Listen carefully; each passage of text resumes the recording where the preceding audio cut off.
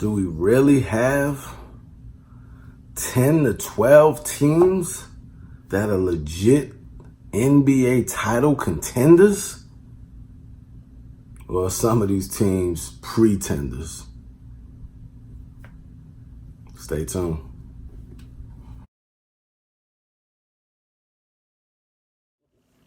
Are you serious?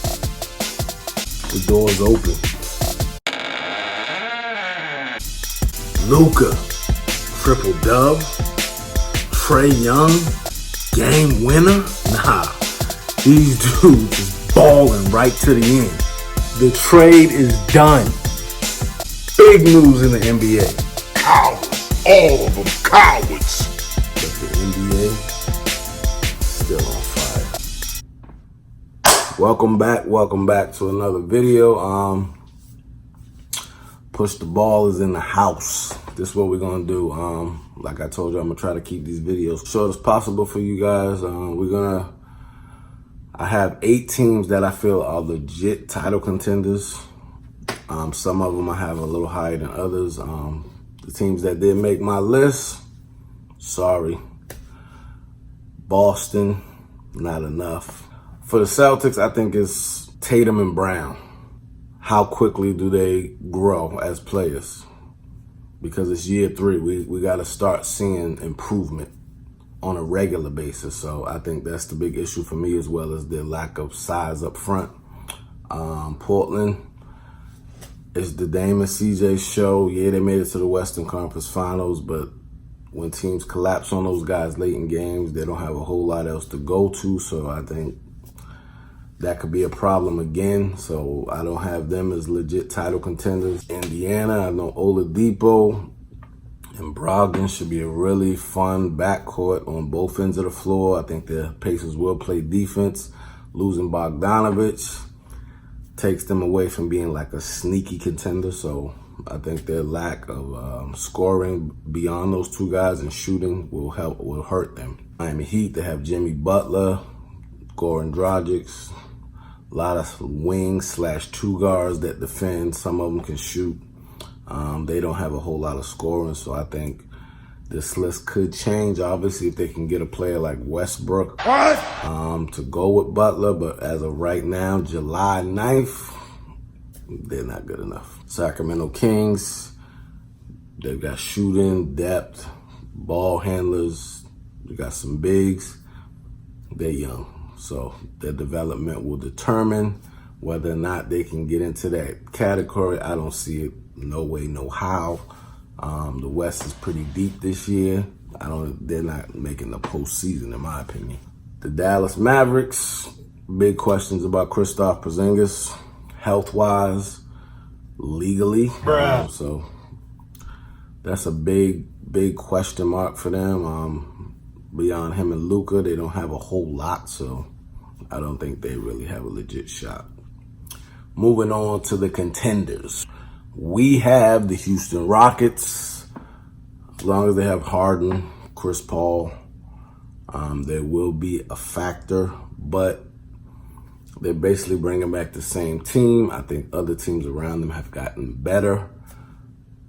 This could change if they make a trade, bring someone else in to go with Harden. So until that happens, I don't have them as being a major title contender, but they are in the discussion. They're one of the 8. The Utah Jazz. I like the addition of Bogdanovich. It gives them size, shooting. Another guy that can, drive and kick. You still have Mitchell. Mike Conley's a big upgrade at point guard. So I like what Utah did. They still have Donovan Mitchell and Rudy Gobert. They will be a force defensively. The question is that enough scoring? I know they got Jeff Green and a couple other players, but Really? I think they are just a tier below the Golden State Warriors. As long as they have Curry, Draymond, Clay, who will be out probably, I think they're shooting for February. They did add D'Angelo Russell, so we will see how he's incorporated, how he fits with the Warriors. Losing Iguodala is huge. Obviously, Durant's gone. So I don't think they're a serious title contender. They can also make a trade. We will see what happens with Russell. If Clay comes back and they decide to move Russell for another play at the deadline, those are all possibilities. But just going off of what they have right now, I would say they're probably a tier below, which leaves us with the 5 teams I believe have a legit shot to win it all. Philadelphia, I think with Embiid, Simmons, I know they re-signed Tobias Harris. They've lost Jimmy Butler, but I think defensively they will still be really good.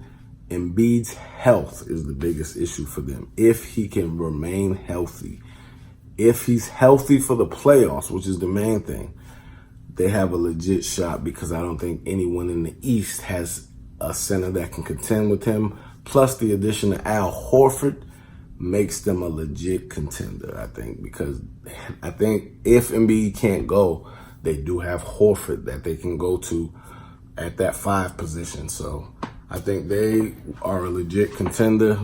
They did lose Redick, so there will be some fall off as far as their shooting. The Milwaukee Bucks, yes, they lost Brogdon. They brought Middleton back. Who else? Brook Lopez. They still have Giannis.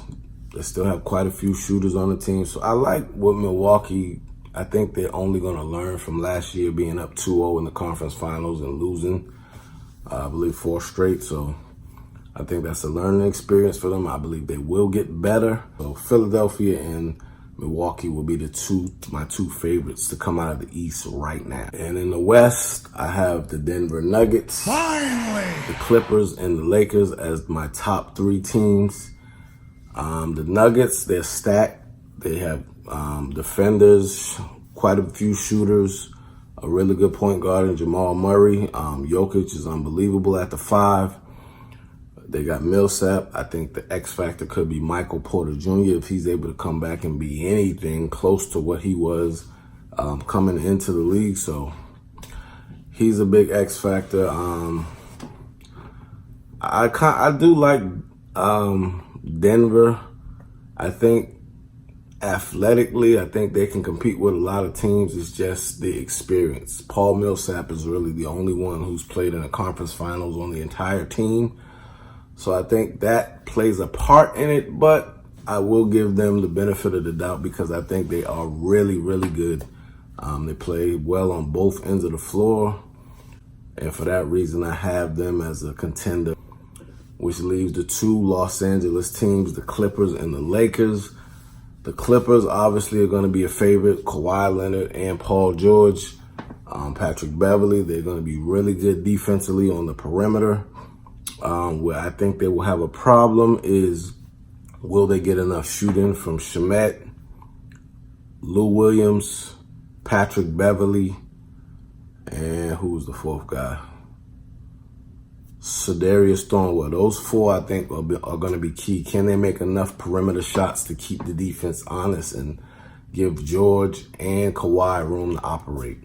That's going to be the key, as well as the lack of big men. I know they have Montrezl Harrell, but I don't know what he can do against a Jokic, against a DeMarcus Cousins or Anthony Davis. So I think that's where they're going to be hurt at unless they can pick up another big man to go with them. Which leaves the Lakers, who I have right now, July 9th, as the favorites. I think we already obviously have LeBron and Anthony Davis. You've added multiple shooters, Caldwell Pope, Avery Bradley, Danny Green, Troy Daniels, Quinn Cook. So they've added a lot of shooters. They also have size up front with Davis, Cousins, and JaVale McGee. They've got Rondo to play backup point guard role. They've got a lot of 3-and-D guys. So I think they're loaded.